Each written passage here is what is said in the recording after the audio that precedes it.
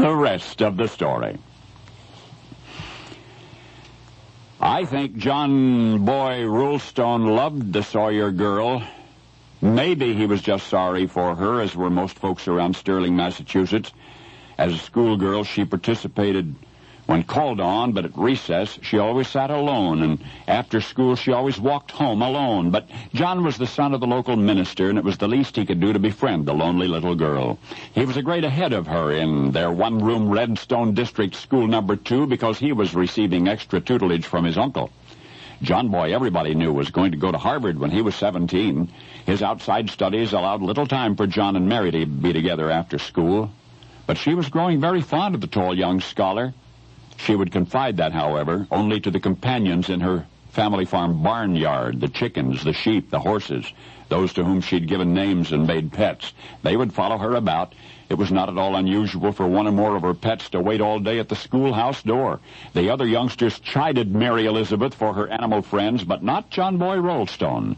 And once, when she was scolded by the teacher, Polly Kimball, for her preoccupation with her animal friends, Mary Elizabeth, in tears, was consoled by her hero. He wrote her a note, just enough to let her know he understood, and she always treasured that note. John Rulestone did go on. He went to Harvard at 17, but February 20, 1822, in his freshman year, he died. So we will never know any more about him than what I've just told you.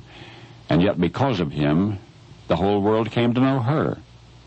The preacher's son is dead, but Mary Elizabeth Sawyer, alone again, retreated into her private world of barnyard pets, completed her schooling in Miss Polly's District 2 schoolhouse, but she never forgot the boy who'd made her barely bearable school life wonderful those last years, and especially the time she had been scolded by the teacher for her preoccupation with her pet animals, and he, John Rulestone, had written her that consoling note.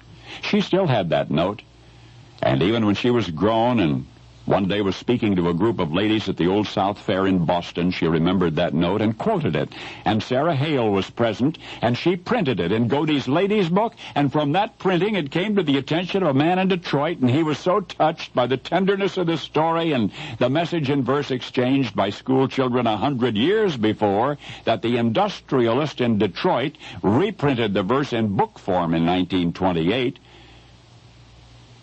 and thereafter you memorized it. Oh, yes, you did. But only because the precious words that might have been lost forever were rescued and printed indelibly in the annals of American literature. There's not an American alive who hasn't read, and few, if any, who cannot recite the verse which was made into a book by a car maker named Henry Ford. Now, may I quote just enough of those immortal 12 lines to jog your memory? When a lonely little girl named Mary Elizabeth Sawyer was scolded by a schoolteacher named Polly Kimball for bringing one of her barnyard pets to school, a boy named John Rulestone wrote the only verse, so far as we know, that he ever wrote, to dry the tears of a little girl. Mary had a little lamb. Its fleece was white as snow, and everywhere that Mary went, the lamb was sure to go. Now you know the rest of the story.